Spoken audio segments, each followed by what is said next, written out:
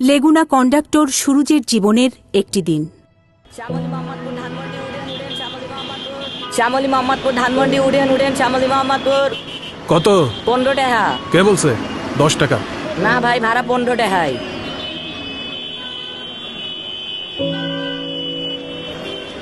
আমি সুরুজ, এই লেগুনাই হেল্পারি করি। আমার শুরুকালটা এমন কাটবো কে জানতো। আমি তো স্কুলে পড়ার স্বপ্ন দেখছিলাম।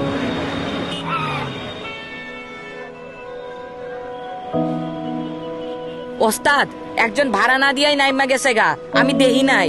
ঠিক মতো ভাড়া উঠাতে পারোস না? এ টাকা তোর পকেট থেকে যাইবো।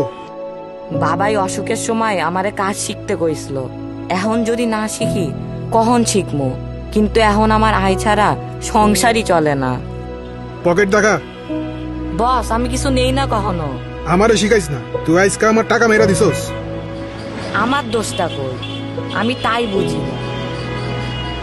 একদিন আমি লেগুনা থেকে পইরা গিয়া খুব দুঃখ পাইছিলাম, কিন্তু স্কুলে যাইতে না পারার, বন্ধু বান্ধবের সাথে খেলতে না পারার মতন কষ্টের আর কিচ্ছু নাই।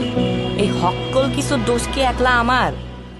বাংলাদেশে প্রায় 13 লক্ষ শিশু সুরুজের মতো বিভিন্ন ঝুঁকিপূর্ণ কাজের সাথে জড়িত।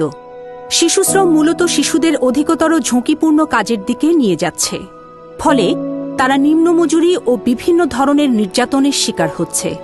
যেখানে বাংলাদেশ শ্রম আইন অনুযায়ী 14 বছরের কম বয়সী শিশুকে কোনো প্রকার কাজে নিয়োগ দেয়া যাবে না এবং 18 বছরের কম বয়সী শিশুকে কোনো প্রকার ঝুঁকিপূর্ণ কাজে নিযুক্ত করা যাবে না। একই সাথে ঝুঁকিপূর্ণ কাজের সাথে জড়িত থাকার কারণে একদিকে যেমন এসব শিশুর শারীরিক ও মানসিক বিকাশ বাধাগ্রস্ত হয়, তেমনি অন্যান্য ন্যায্য অধিকার থেকেও তারা বঞ্চিত হয়। এখনই সময় শিশুশ্রমের এই ভয়াবহ চক্র ভেঙে ফেলার। আসুন শিশুশ্রমের এই ভয়ঙ্কর বেড়াজাল থেকে শিশুদেরকে রক্ষা করি, সবার জন্য নিরাপদ বাংলাদেশ গড়ি।